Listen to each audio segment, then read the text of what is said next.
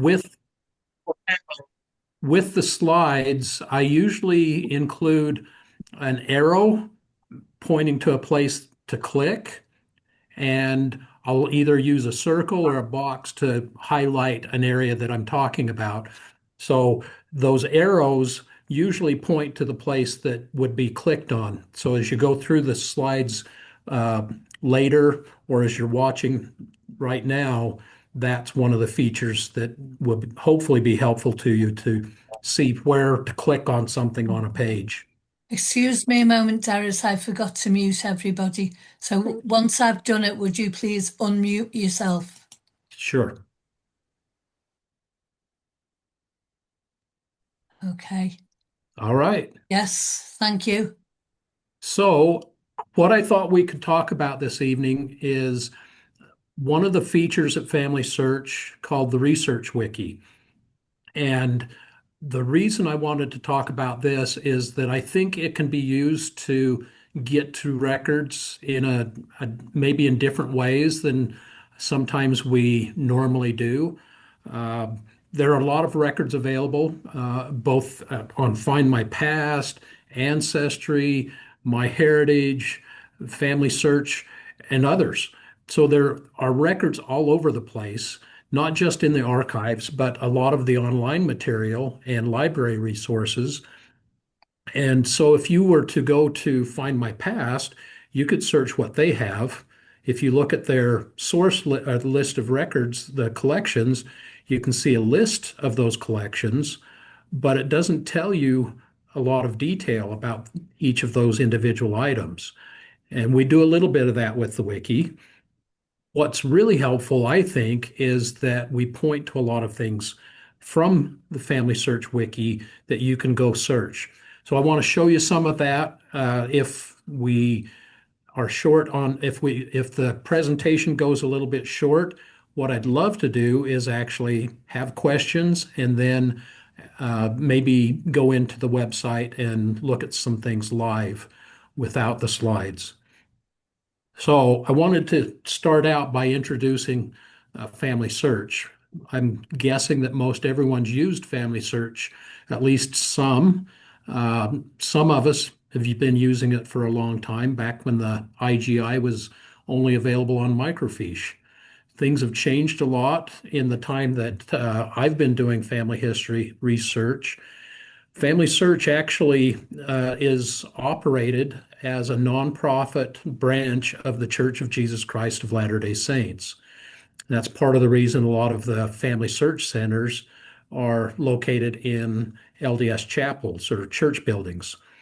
The affiliate library program that's been started in the last few years expands accessibility beyond what's online so that you can visit a local family search center or an affiliate library and get access to more records. Family Search is a nonprofit. It actually started in 1894 as the Genealogical Society of Utah. At that point, they were just gathering books, making books available more or less like any library would. But in 1938, we began microfilming records so that those records could be preserved and made available in a library here in Salt Lake City so that people can come and utilize records without having to travel all over the world to see some of that material. Uh, Family Search sponsors one of actually the largest online and in-person family history conference in the world. It's called Roots Tech. It's a free online event every spring, usually about the first week of March. And one of the neat things that's changed there is that a lot of the talks are recorded and you can watch those any time of year. So it's something that's available anytime you want to go in and watch and learn from those. And one of the things that's changed during my career is that when I started 35 years ago, Family Search was going out to different locations and trying to gather records and bring those to Salt Lake City, digitize records now. what's changed is instead of trying to gather everything and bring it to Family Search so that people can get it there, now Family Search is trying to help wherever societies, archives, and libraries need help. And it's not all about gathering records to Family Search, but how can we expose and improve access to records anywhere in the world? And that's one of the neat things about the Research Wiki is we point to those resources. So what is the Family Search Research Wiki? It's a program a lot like Wikipedia, which is an online encyclopedia. MediaWiki software is used for a lot of different companies.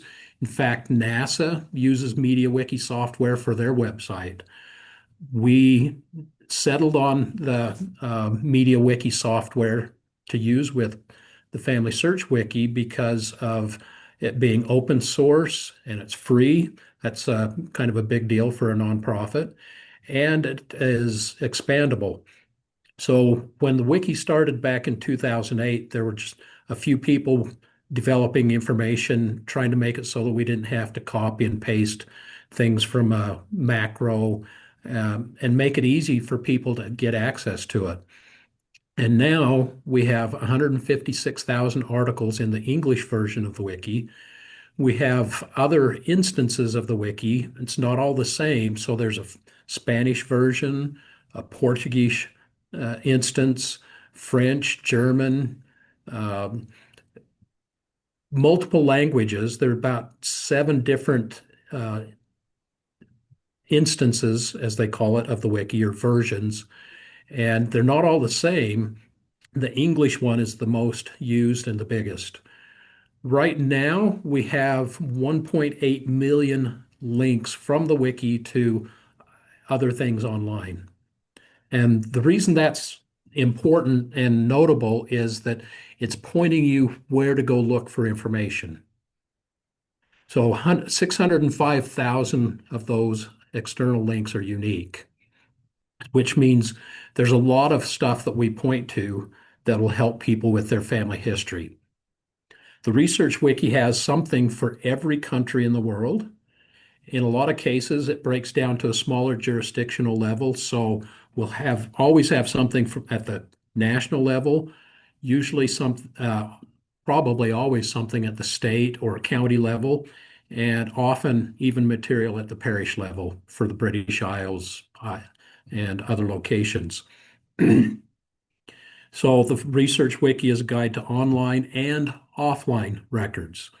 So we'll point you to things that are available to search or utilize online, but also what's not online and which archives and libraries can you go to get that material and benefit from it. So the wiki is a guide to records anywhere in the world, made available by any company, library, archive, or society. Anybody we can find that we can point to. So I want to talk about the organization of the wiki, show you how it's set up. We've tried to standardize things so that it's very, very similar. If you do research in England or Lancashire, and then find out you need to do research in Pennsylvania, it will be very similar. So you don't have a big learning curve. You'll be able to uh, move through some of those steps and locations and find what you need without a lot of additional effort. One thing that's changing with Family Search, I don't know if you've noticed recently, the uh, library catalog used to be you could go in and use that without signing in. To use the family tree on Family Search, you've had to sign in always for that. They're making it so that more and more you need to be signed in to use features on Family Search. And I think that's a security issue more than anything else. But one of the things that happen by being signed in, there are some things you can see uh, from home for free. And then there are some things that are only available at a Family Search Center or an affiliate library. So being signed in makes it possible to know what you can actually look at where you're at, whether it's home or at a library or a family search center. So just a reminder it's good practice to always sign in now. The search tab, the tabs at the top, the search tab is where we go to get to the research wiki. And from that, on the main page of the wiki, there's a map of the countries or the regions in the world, and you can click on those and it'll bring up a list of the countries within that region, or you can start typing in a country name. For the examples right now, I'm going to use the United States.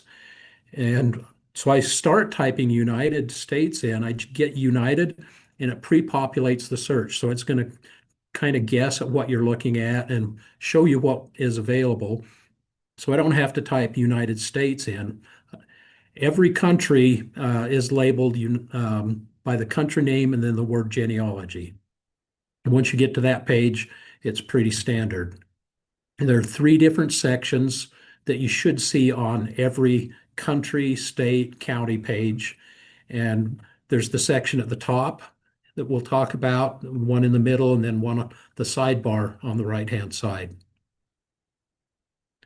So a lot of this is about navigation, but these three buttons at the top give you some quick steps or quick access to information. And one of the things that we've found over the last several years is that a lot of people really don't want to learn how to do research. They don't want to learn about exchequer court records. They don't want to learn about the details and the ins and outs of probate records. They just want to know where to go search. So these online genealogy records tabs will lead you to a list of some of the really useful and prominent websites where you can do searches for this particular locality. And they're broken down by vital records or civil registration type records, land records, military. These topics will all be pretty common throughout the whole wiki, no matter what country or county or state you're working in. One of the features that we use when we point to a resource is we'll give a date range. This is the range. It's typically the earliest and the latest year included in that resource. There may be gaps. In the newspaper listings that we have for England, most of the time pointing out to Find My Past and their newspaper collection. You'll have a date range like this, but then at the end of the line, it'll show the exact years. So you'll be able to identify what years are missing from that collection. So the next button is online research help. And this points to several different resources. Some of these are available just on Familysearch, and some are available throughout the internet. So there are online genealogy consultations where you can get a free 20-minute help session on all types of different topics and localities. There are groups. These are kind of like message boards where you can go in and get to a group about adoption research and get help from people that have done that kind of research and are really interested in helping others. The genealogy research groups actually points out to Facebook groups and other groups, not just the Familysearch community groups. So again, we're trying to point to lots of different resources that are available to help people with their research. And so even for places like Albania, Algeria, there are ways for people to get research help with those localities. And this is something new, the Getting Started tab. This varies in the level of depth, but where it's really helpful is places, let's say you find out you've got an ancestor from Poland and you've never done any Polish research. We have something that helps with getting started called guided research, but it's only available for 23 countries. This Getting Started tab will help with a lot of additional localities. There are over 44 countries that have the getting started button now. United States probably is not quite as helpful, but places like Poland, Czechia, um, Italy, things like that, it might be a whole lot more helpful. But does give some of the beginning steps that a person may need to utilize for that locality. So another thing that you can look at is that there'll be a sidebar on the um, left-hand side and sometimes on the right-hand side when you get into topic pages. For navigation, we've got this link for Family Search resources. And we have the getting started by location. This gives a list of all of the getting started guides that we have so far. So you can see Lithuania, Mongolia, Netherlands, Nicaragua, Bolivia. It's quite a range of places that we have these getting started guides available for. So as society members, if you're helping people trying to get people interested in their research, maybe you don't have experience with some of these other locations, the getting started content on available through the Family Search Wiki can help you assist somebody in an area that you don't have a lot of research or maybe no research experience. We had somebody use this for Poland a few weeks ago here in the library in Salt Lake City. He didn't know how to do Poland research, but he helped somebody using this, and they were able to go back 4 generations on that person's tree with new family members they located. So this is the United States page, not broken out. We haven't looked at the sidebar yet on the right-hand side or the uh, country information. So the each country page will have a breakdown showing the next level of jurisdiction. For England, it would be counties. For the United States, it's a state. For Canada, it'd be provinces. And it'll have a map. Usually the maps are clickable now. We're expanding that to more of the countries. Uh, the each state is clickable. So if you don't know where Virginia is located on the map, all you have to do is use the portion down below with the alphabetical listing. And what that'll do is take you into more detailed resources for each one of those individual states. It's very similar to England, where doing research in Lancashire is going to be very different from Kent. There'll be similarities for sure, but it's going to be different. The sidebar, this will change depending on which jurisdiction level you're at. There will be a sidebar specific for each country, for the country level, but also specific for the county or state level. So that will change, but it's basically a navigation tool to help you get to topics. And here you can see the topics a little better. We've got beginning research information just below the locality flag. And then there are the different record types, and then some background information, cultural groups, and then local resources. So what you get to once you click on one of these links will vary depending on the location you're at and the jurisdictional level, whether it's county or parish level or the country level.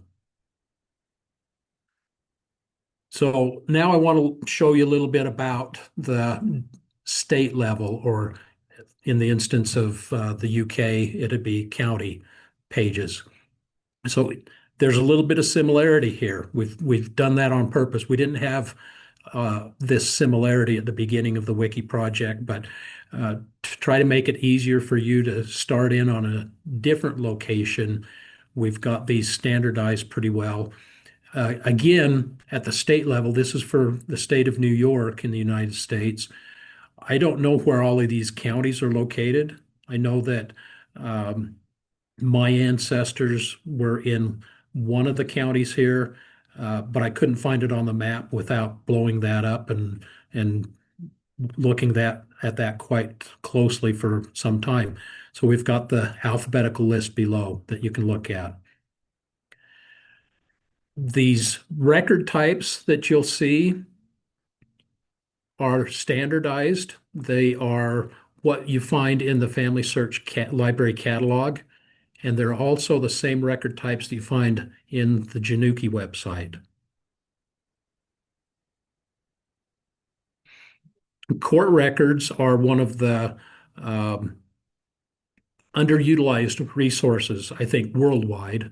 Part of the problem is knowing which court records exist, where to find them, and that's one of the benefits of the wiki is it points out a lot of different resources that are available. This sidebar on the left is basically just a table of contents for the article. That's fairly new. It's set off to the side now instead of being at the top and then pushing all the information down in the middle. One of the changes we've made in the last couple of years is to add this online resources section at the top of an article, a record type article, and that'll point to several different things that are available online.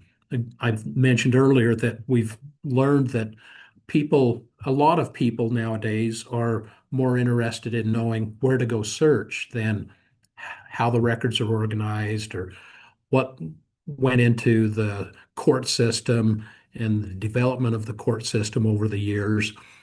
And so we've moved this online resources section to the top. And in this case, it's just for New York court records.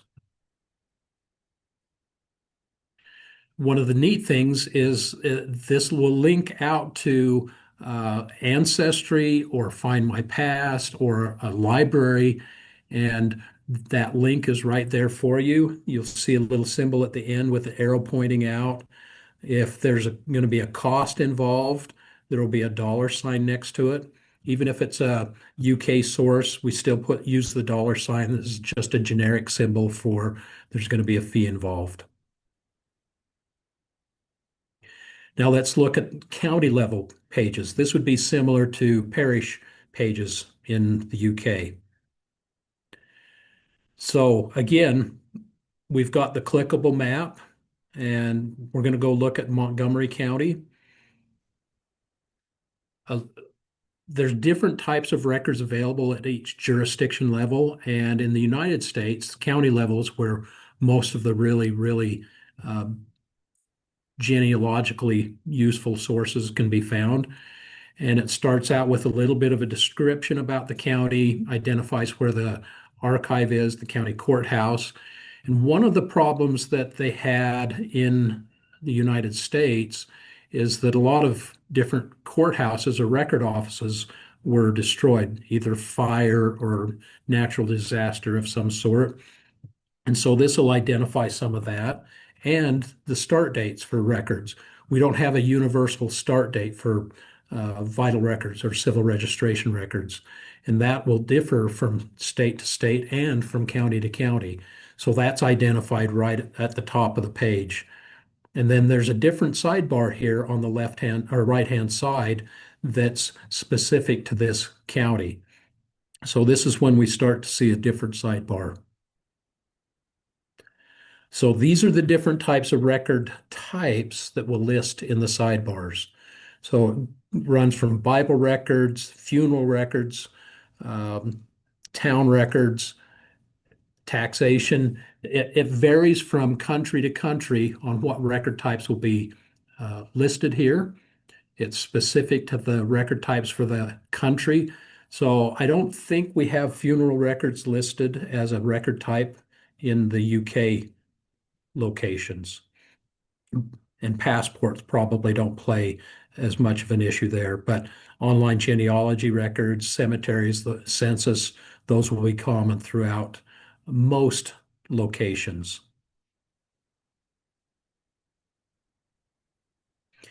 And one of my favorite types of page is the record type. So you'll notice the arrow pointing to the double arrows, carets, at the top left of the page. We click on that and we can get to some more details. And here we're on the United States genealogy page for New York.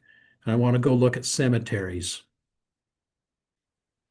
Again, we've got online resources at the top, and it will get into more details about other things related to cemetery records as you get down the page. One item that we have here circled is a breadcrumb trail. So if you get into the United States Cemeteries page and decide, oh, I want to get back to where I just was, you can use the back button, or you can use this breadcrumb trail to click back to the state, the country, the higher level jurisdiction that you are working in.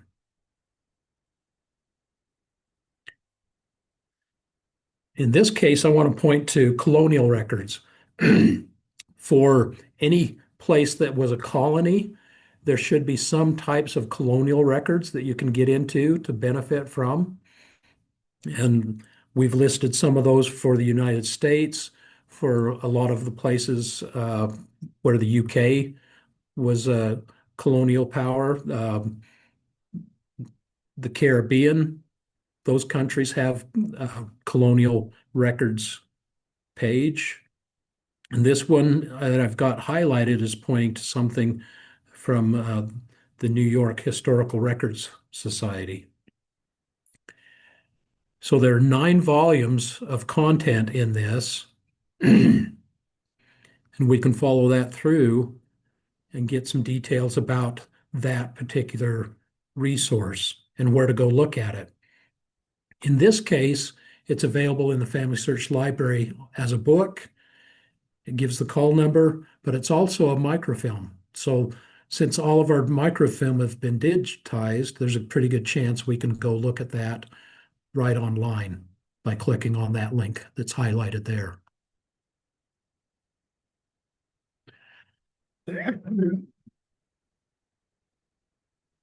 When you get into the library catalog, one of the best ways to utilize the materials that are digitized is with this symbol that the arrow points to. This is indicating that, excuse me, this record has been run through full text search. And full text search is a huge benefit. And now, not all of the indexing is accurate. This was automated indexing, AI, basically. But this gives you a really good jump start. And it doesn't just index the main characters in a record, like a testator and a probate. It indexes everything in the record. So full text search, once you click on that link, it gives you this page, which is 1,487 items in this record or this microfilm. And when you click on edit search, then you can go ahead and do a name search or keyword search. You can use this filter section on the left-hand side to play around with the index and do your searches and find information. If you haven't used full text search yet, you need to repent. There is so much good information available through the full text search. It will keep you up at night. It should, because there's so much good resource exposed through full text search now. And Ancestry's added full text search to some of their materials. I see this, I expect this is going to expand what all of the different websites do for us to help us find people and information in the records. It probably would require just a dedicated class, one class just on the topic of full text search. And I think Susan Atkins is getting good enough with that. She could probably teach that now.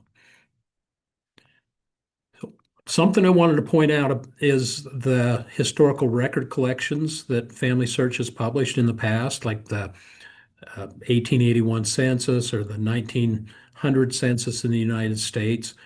All of these different record collections have had an article written in the wiki describing what's in the collection.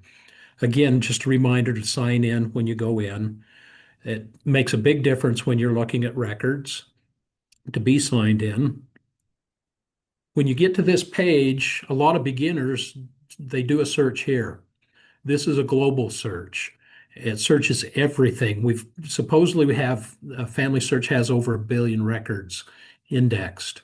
And if you get search results from a search in a collection that big, there's more there than you can really digest or deal with. So I don't use that search very often. Sometimes it's good, but it's a lot better, a lot more effective, I think a lot more efficient to go to the country and search at the national level. So by utilizing the country search page, you can see all of the collections that have been published for that one country. You can do this in Find My Past by searching their collections uh, and seeing what's available for Ireland, for instance. So there are 140 different collections available for the United States. And I want to look at all of those, see that list, and then I can filter that and look for specific date range or specific type, like cemeteries. So using the filter, I can narrow that down. And what I've highlighted here is Revolutionary War rolls. So there's over 1.5 million names in this collection. Once you get to the collection page, you can search just this one collection. The reason this is important is if you do the global search and you find several different names there, part of the problem at that point is you don't really know what you've searched. This way, by getting down to the collection level, we know that I've searched for Robert Flint in the Revolutionary War rolls, and I know the date range. But one of the problems we have in searching online, whether it's Find My Past, Family Search, or Ancestry, most of the time we don't know exactly what's in that collection. The wiki articles about the collections on Family Search sometimes will have a coverage table. So by clicking on this link, how to use this collection, you'll be taken to an article about this one published collection. And it'll give you a lot of details. Some of it might be a lot more than you want to know. If you do want to dig into the details, it's there for you. And that's a good thing to do when you search a collection is figure out the details. But what is really important, you want to scroll down and get to this link for the content resources. This is an inventory. This was going to show you exactly what's included and help you see what's missing from this collection. In a case like this, it's going to be kind of hard for us to know what's missing, but this is very specific on what's included. So let's say you were looking for Babcock's regiment of militia. This would help you see that it is included in this collection and that your search is going to be covering that. Another tip that I want to give, and this is something you can use for any kind of research you're doing, you can use Google to search a specific website. And Google indexes the Family Search Wiki really well. The information that's not in the red box here is what you would do in Google to search a specific website. So you use the word site and then colon and then the link for that website and then a space and in quotes the term that you're searching for. And you can use this for any website. What that does is it comes up with some results and in this case, I wanted it to search the wiki. The wiki search sometimes isn't super, so using Google, a lot of times we can get better search results. And that takes us right to this inventory, which includes information about Babcock's regiment of militia.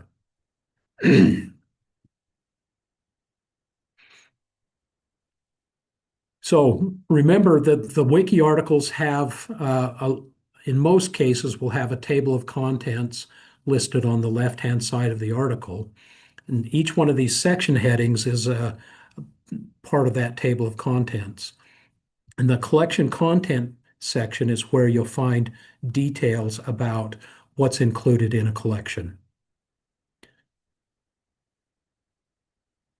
We were lucky. I think we were spoiled in the past because if we searched the 1881 census, we expected everything for the 1881 census was there. It's not the same when you search church records because we don't know what uh, ancestry was able to get when they got a record collection. We don't know which records survived. And so having information from these coverage tables can be really critical. So again, you're going to make sure you sign in, go to records. And in this case, I want to show you an example of Maine births and christenings. You would think that would cover the whole state of Maine, but that's where you'd be wrong. That's why these coverage tables and inventories are so important. And that's why the wiki content is so helpful, is it can spell out exactly what's included in a collection. So if you go in and search a collection where you think my ancestor should be there, or this individual should be in this record set, you do the search, but you can't find them, you need to find out what's included in that collection.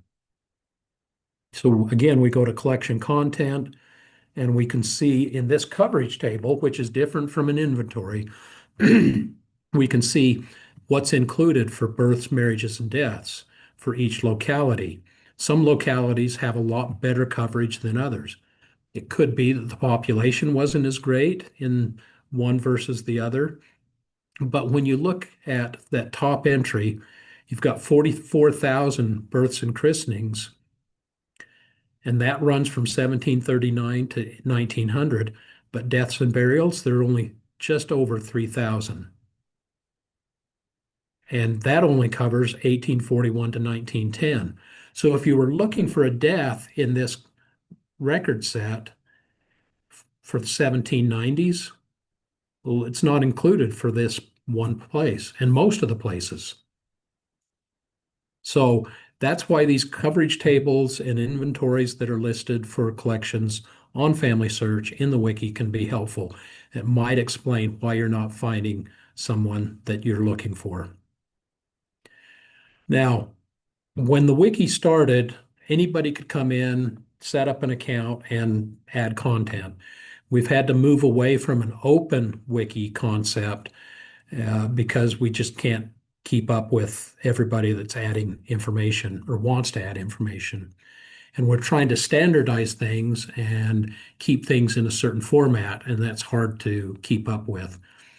So what we want people to do now is use this little menu at the top to get to an option to submit content. That should be available on any page in the wiki. You can click on submit content or report a problem and let us know about a broken link or piece of information that's not available that you think other people would be able to benefit from. We'll go ahead and add that.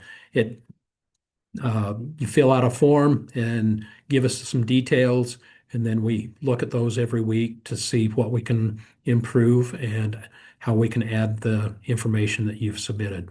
So we're still hoping that people will contribute. It's filtered through this way so that we can try to do all the formatting and keep things standardized and looking as good and making it as searchable as possible. So, any questions?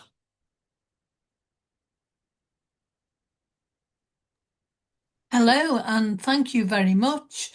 I really appreciated this talk. It's given me a whole more insight than I knew before. I did notice a comment from a David Hind. He's saying, very basic, being ignorant. How do you get into the site? If you enter Familysearch, it brings up all sorts of sites. Thank you. So you did suggest that you might be able to do a live screen. Yes. So let me open up a browser and then I'll share that. It's One working on thing it. I would say is that Thank you very much for allowing us to record your talk. And I think people might find it very useful. I know I will anyway, to go back and re-look at it again, over again, because there's that much in it. I think I'd like to refresh my memory over what you've said. So if that's any help, David, Yeah, it will be on the website in a couple of days. so let me share my browser.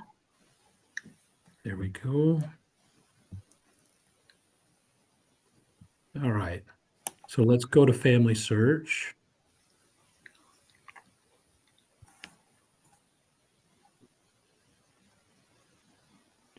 Now, what was the question then? Again, just to make sure I go to the right thing. David, would you like to unmute yourself and explain what you need? Yes, being completely ignorant, if you just put family search in, it brings up all sorts of different sites, ancestry and everything. So there's evidently an address that we need to put in to be able to get into exactly what you're talking about. Does that Okay. make sense? Yes. So I'm going to do that search for Family Search in Google. Then we'll see what David's talking about, what he's talking about. It's David, right? That's right, yeah. And I've tried it in Google and that's what I come up with. So I'm going to type it in as one word. And it's so you get Family Search. There are going to be a lot of different things. There's Ancestry. So this is the Google search result, and there's all kinds of things showing up That's right. with Family Search. Have you perhaps been putting a space in between the words, David? No, I've put in, but it's to get to that exact site that we are on, relating to the um, Church of Jesus Christ and Latter-day Saints. Yes. Yeah. So he's right, and I've got it here. I'm getting other websites like there's Ancestry as you scroll down the result list. That's it. Yeah. If you a lot of times the first one is what you're looking for, but not always, because they have people that pay ad fees to get their website above the competitors. In this case, that's not happening. It's just that this is the best match. So the website to get to this directly is here in the bar at the top, and it is familysearch.org. So if you enter that into the address bar, that'll get you to this page we're on right now, which is the Family Search homepage. Yeah, From one of there, the other attendees very kindly put that up. Thank you. what's that? One of the other attendees did put that up. So Okay. good. Thank you. Yeah. So familysearch.org will get you to the main page. And then these tabs across the top will get you to most of the content. They have a drop down and the catalog or genealogies or family tree. They're record, full text search, records, images. So not everything that has been digitized is being listed in the catalog now. All of the new stuff is just going straight into images. So there's so much available on Family Search and Ancestry, Find My Past. Every website you could have probably at least two or three, maybe four different classes to talk about the resources that are available. So these menu items give you all kinds of options on things you could do.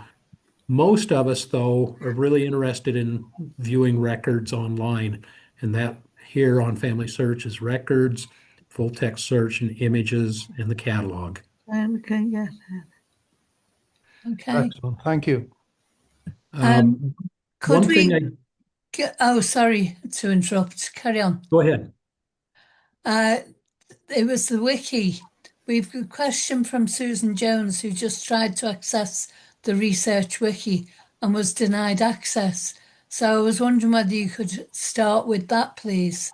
She did what you did in the presentation, but she couldn't get into it, and she had logged into her account. Huh.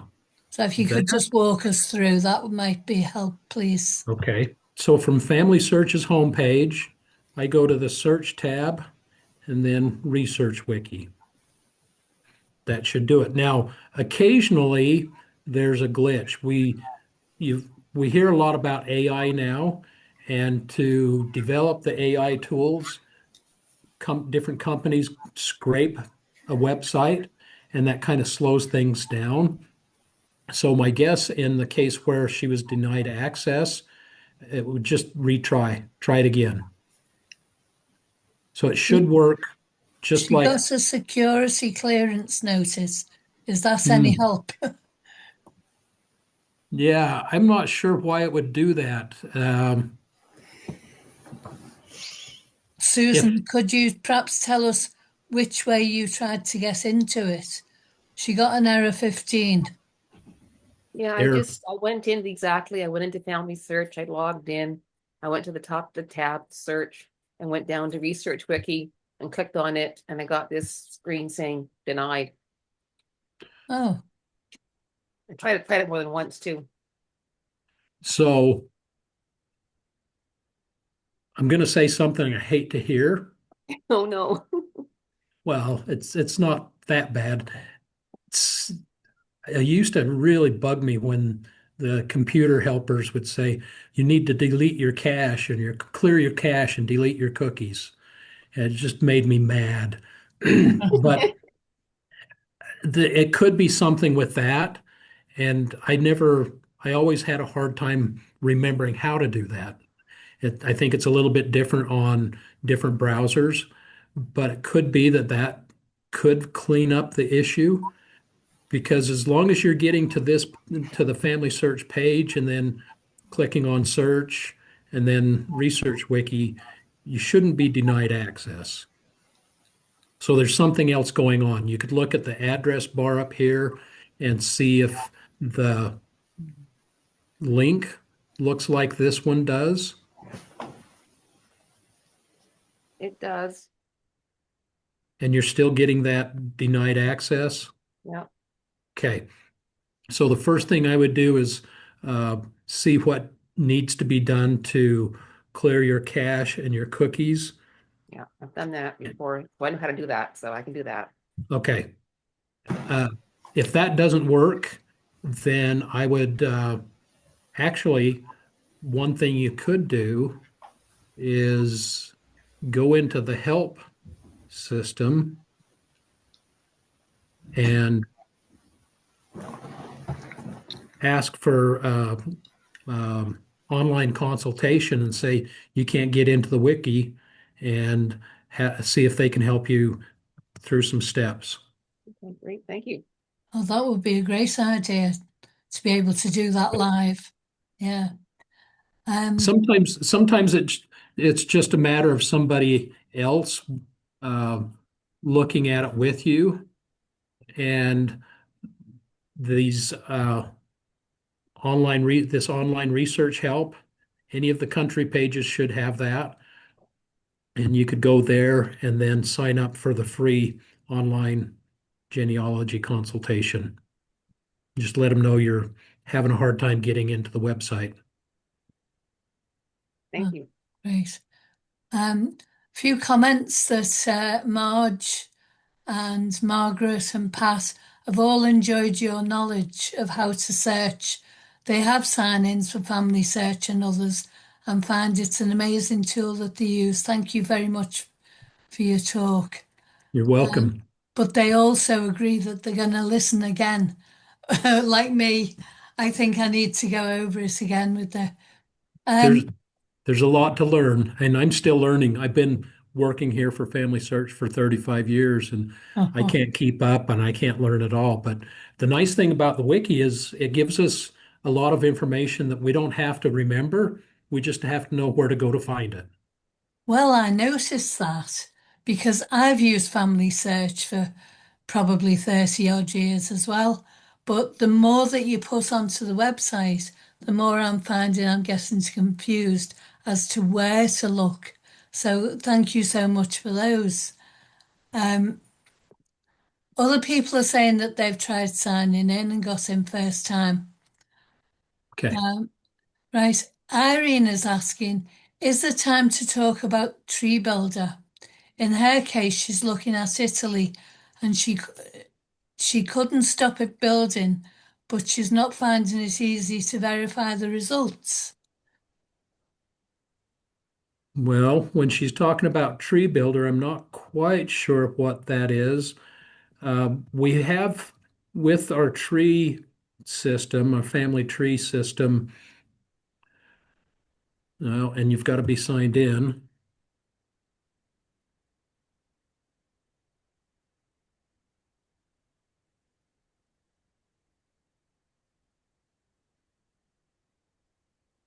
Hmm.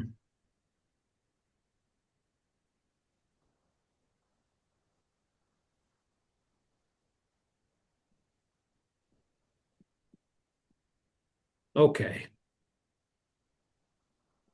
So once you get into the family tree, then there are a lot of different options. So this is family search tree. There's also now private trees. And I'm guessing that's what she's talking about.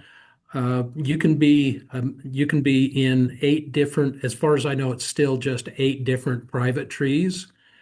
And with those, you can put information in. You can invite somebody else in to participate in that.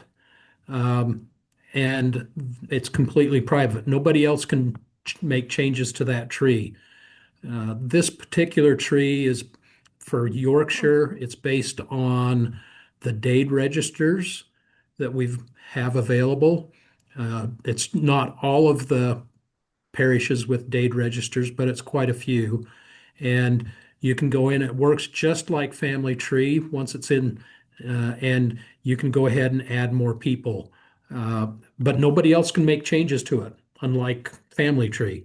These user trees or private trees allow you to add people in, invite somebody else to participate. And they can edit as long as you invite them, but somebody off of the street, somebody just bumping into this online, they can't make any changes at all. Is that what she was asking about? Um, Irene, is that any help? Irene, you'll have to unmute yourself so that we can hear you. You'll actually tell that it's not actually Irene; it's her husband Tom. From my voice. I would doubt that. I am here then. Oh, hello, Tom. So it's your question. Hi. What was it? What was happening was, I mean, I just if I've got time, stop me if I'm going on too much. But I first went in last October and I found a great grandfather and the system. You know, I just did an ordinary search and I found what I thought was the two greats, grandfather and mother. I did lots of other stuff in the meanwhile, and then I've come back recently, and this tree builder now, it had what I'd found before, but then it had those arrows, and I just clicked the arrow, and it just suddenly put in the next set of parents, and then there was another arrow, and then I clicked the next set of parents. So it's giving me names, but you know what I'm used to in Find My Past is being able to do a search and sort of finding all the people called Andrea Pappalardo and making a judgment as to whether or not that's real or not. I'm really struggling with the system to be able to sort of say, okay, so is that really is that likely? Because it just, when I try to do a search on Andrea Pappalardo, it just gives me loads of names. And even though I specify a sort of a date range, it just gives me page after page of Andrea Pappalardo's without any dates in at all. And it's just bamboozling in terms of the amount of data that I think, but I can't verify any of that. Yeah. Okay. So I think what you're experiencing is the result of so much information being made available to us now. You click on these arrows and it expands back. Somebody's added it in, linked it up. This David Edward Williams here, I know that his father was William Williams. Uh, somebody has changed this now where they had parents for him, but we don't have information about that. David was illegitimate. He named his father on his marriage certificate in 1847, but that's as far as it goes. And with William Williams in this part of Wales, it's too common to know who his parents really are at this point. But somebody added somebody in, and it went back generations. Being able to verify, the system doesn't give verify me that those. is, Sorry. being able to verify that is where it gets difficult. All right, well, that's comforting, if you see what I mean. And so the developers of this tree system have felt that the biggest problem people had is finding possibilities. So they have thrown everything at us. And then it's our challenge when they throw all of these names at us to know, okay, well, who's really a match? Now, in this case, I don't have any possible matches for him. Let's go back and look at William Williams, though. There ought to be a few possible matches for him.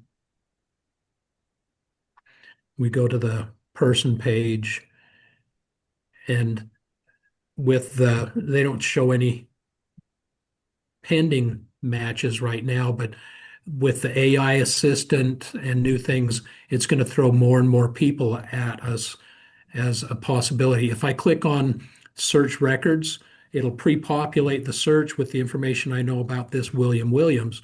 And that's where you start to get oodles of names. And how do you sort through all of that? That's really a new problem that we didn't have 30 years ago. 30 years ago, it was, how do I find this family in the 1881 census? Now it's, how do I find which one of these individuals to even look at and try to verify? So it says I've got 5,857 possible matches. Well, this column on the right is what I use to start to narrow things down. It's filtering, and that's how we can narrow things down. I'm not getting that box on that. I'm not getting that that column on the right, and I'm also not getting the boxes that says add mother, add father. It's just either giving me results or it's giving me a possible result, but not. It's not the same. So maybe there's another part of Familysearch that I'm not missing, because that what you're just showing me looks much more logical, and I think I could handle that. But what I'm looking at doesn't have that column on the right hand side. So what I need to do is to find the bit of the system that gives me that column, I think. Yeah, so you've got to make. I'm in Familysearch tree. That might be part of it too. I think I'm getting to it through in the next line above, in the next bar above, where it says search. I think I'm going through there. Okay. And family tree there. That should take us to the same. Okay. So if you do a search here, you're going to see something different. Yeah. And that's what I'm doing. What's the name? Give me a name. Andrea Pappalardo. And Andrea with an N. Oh, sorry. Now this one, you better give me the spelling on the last name. P-P-P-A-L-A-R-D-O.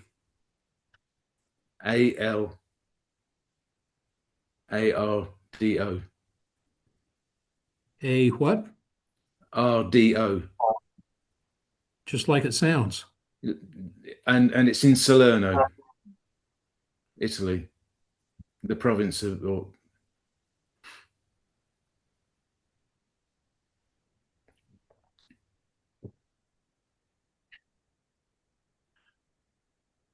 So, see, it's not appearing. The search doesn't appear like that on the system. So there's obviously something that I'm missing. Okay, that looks a lot better than what I'm getting. Much better. So So what I would suggest is that you set up one of those online consultations to Yeah, get help with using the family tree. yeah, yeah. Okay. That's great. Um, I mean, as it happens, just literally an hour ago, I found out that Andrea Pappalardo died in England. He must have followed his son, Hmm. my great grandfather, who died unfortunately at 32. And it looks like all the siblings died or became a priest in Italy. So Andrea actually also died in this country, which was just hot off the press. Okay, so to set up those an online consultation, they're usually 20 minutes. Go to a country page in the wiki, and then the Yep, online research help, yep. and then schedule a online genealogy consultation. That's great. So I can see that that will be much better than what I've got. So I think that's all I need is to get it is to be able to get to that particular type of screen. Thank you. I You think bet. it's great that you can get a one-to-one like that. Thank It, you. it- it's one of the things that societies have done for years. One thing that I loved about the Who Do You Think You Are Live conference in London was the expert advice section that the Society of Genealogists did. And people would be lined up to get a 20-minute session with somebody there. And now we can Yeah. do it online. Societies do it when you have your events, when the different fairs are held around the country. But sometimes you just need somebody fairly quick, and uh, you don't want to wait until there's a family history fair. No. So Family Search helps with that. There are other resources. The Society of Genealogists has their online community that you can get help in the forums, and there are others. Yeah. So that probably the biggest thing I've learned is always ask. There's somebody else that's going to know a lot more than I do about something. And if I beat my head against the wall trying to figure it out on my own, I'm going to beat my head against the wall for a while. And if I ask, 9 times out of 10, I can get that information pretty quick. That's a very good suggestion. Can I continue with another question? Margaret says she noticed record loss heading. Can you explain that? A lot of times, this is more common in the United States where there was a fire at a county Ah, record office. Uh, uh, so it'd be similar to the Lancashire Record Office had a fire in 1892 and lost everything. I'm with you. And On if the you're island searching as well. if you're searching online and don't know that there was that record loss, you could search and search and search and not understand why you're not finding what you're looking for. That's why, at least for the United States, the record loss is noted prominently on these uh, county or country level pages. Yeah. She also had a question. Will you be scanning more records, or is Wiki now your focus for short term? Well, No, I think no, the question is you're part of a team as well, so it wouldn't necessarily be you personally. right. Am I So right with that? Family Search currently has, I believe, about 450 camera operators around the world digitizing records. It's all being done full time. Um, and they go into this images section automatically, almost, within days of being captured, those images get loaded online. So uh, Ukraine is a good example of where this is being done. We've had multiple cameras working in Ukraine since before the war started. And there have been some places where Russia occupied territory, and then Ukraine has taken it back, and the record office was just completely empty. Russia took everything. I don't know if they Mm. destroyed it or just took it, but it was a record office where we had digitized their records before the war. And so we're continuing to gather more information, more records constantly. So there's a huge team working on all of that. The wiki team, there's just 3 people, and we're adding more information all the time. Um, when I reviewed my slides, I had to update the number of wiki pages. We'd added another 1,000 or so pages. So everything on uh, Family Search, Ancestry, Find My Past, My Heritage continues to grow, and there's so many records available that haven't been digitized yet. Hopefully that'll continue because there's lots more that we can benefit from. Oh, we appreciate that. Yeah, could I just say one other thing then? Under the submit content, you currently have some workhouse records on one of the most important workhouses in Liverpool, but some of them are missing.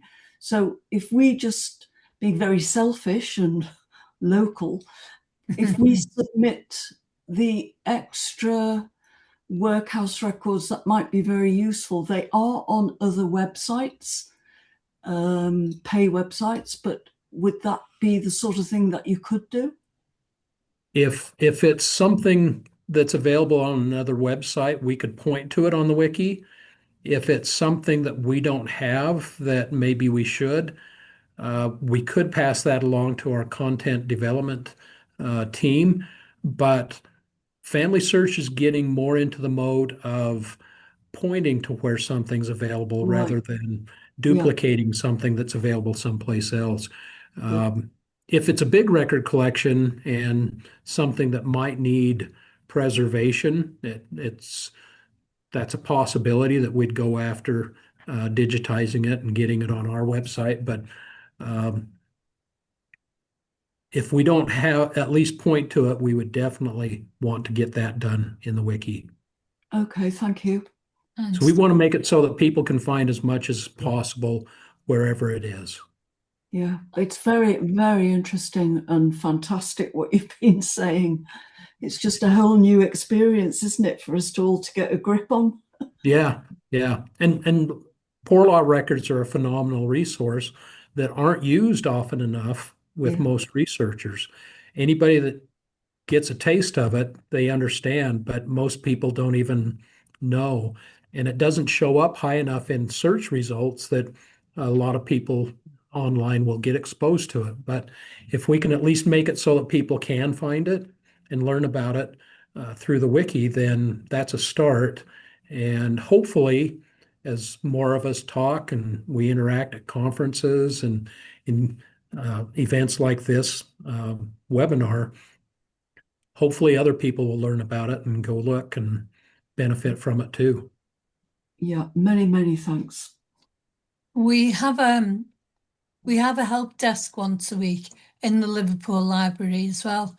And when somebody is asking about a different country, it's nearly always Family Search that we point to because we know that you've got so many records there. Apart from that, people are all saying, thank you so much. You're helping break down brick walls. There are so many others are going to have to watch and listen over again to your recording. Thank you very much. It was so interesting. And especially that they're going to be using the wiki and full text search in future. Good, Yeah. good. Well, Just seeing whether there's any other questions down the bottom here now. Oh, Susan had the problem getting in earlier, tried again on her iPad and it worked. So she'll restart the computer and try again. good. That makes sense, doesn't it? Yeah. Restarting solves a lot of problems. And Yeah. I think a lot of us have gotten to the point where we leave our computers on for days and days. And I think just shutting it off and restarting it solves a lot of problems for me that come up periodically. Susan's, thank you so much for this talk. She's really delighted. She's never used your site. I can't believe that she's never used it, but she can't wait to have a go. She's so glad its records will no doubt be going back and forth. Really hope she can find her great great grandmother's second husband. He was an American, and he left Liverpool, never came back again. Ah, Um, so that raises something I want to share. I'm going to share my screen again. I didn't show this. It's part of the wiki. It's on the main page, and it's called guided research. So if you're going to a location that you're not familiar with, guided research, if it's available for that country, can be a very, very simple start into research there. So we'll just go to England. Well, let's do Ireland, since most of you probably do at least a little bit with England. Um, Ireland is a little bit different because if you're searching before 1864 or after 1864, totally different places that you would go to search. So guided research is really simplifying where to go and what to do. In this case, let's say you want to find a birth before 1864.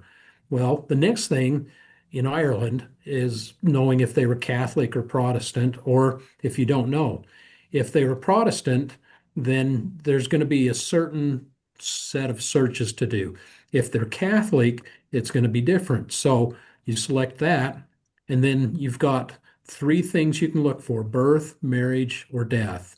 That's all it is. It doesn't get complicated with all, doesn't get into poor law. It's just the very basics.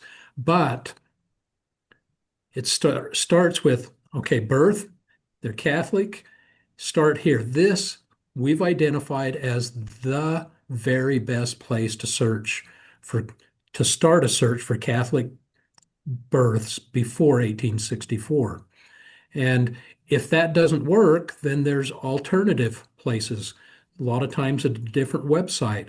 If that still doesn't help you find it, then there are other things you can try. So it's basically guided research will help you find birth, marriage, death information, the very best place to look online, and it's really simple. If the first place, which is the best one online, in this case, it's at Find My Past. For marriages, for births, it's Find My Past. Deaths, it's Find My Past. If you were to go to guided research for England and Lancashire, it's different. And that's the thing that's nice is Lancashire is totally different than Essex on the best place to start. So again, this is just guided research. In Lancashire, the best place to start is the Lancashire Online Parish Clerks. But if you're doing a similar search in Kent or Essex, it's almost certainly not Online Parish Clerks. It's probably Ancestry or Find My Past, maybe Familysearch. So this guided research material for the 23 countries we have this available for can simplify getting started. And it's even better if you're switching from England to the United States, because in the United States, it's different for each state. If you know which state they were in, each state is going to be very different. And we point you to the very best place for birth, marriage, or death within that state. Absolutely. Yeah. I've got to have another look for a marriage over there. I haven't managed to find it so far, but I think I've been searching too wide. Need to narrow it down a lot more. Yeah, a lot of time, the wide search sometimes is a good way to start, but then you need to get narrow if you can, and then be able to identify, okay, I've searched this collection and this collection has these gaps, and the wiki will help you identify gaps in a lot of cases. Yes, And then you know where you need to go look manually. yes. I just can't believe the amount of differences that there are now. In when we first started our research, God knows how long ago, your site was the only one that was available. There was no Ancestry, there was no Find My Past or anything else. And I don't say basic, but the amount that it spread and the extra records that you got in now is wonderful. Yep. It just keeps getting better and better. Yeah, absolutely. I think we've run out of questions, so I'd like to thank you so very, very much for this talk this evening. I've really enjoyed it, and I certainly will be watching it over again the link will be in our members area, and so all of our members will be able to go and have a read. There, you're getting claps. React. Well, thank you. Glad I Thank you very much. Glad I could Darris. help. I hope you enjoy it. Thank you so much. Thank you very much. Amazing, That- absolutely amazing.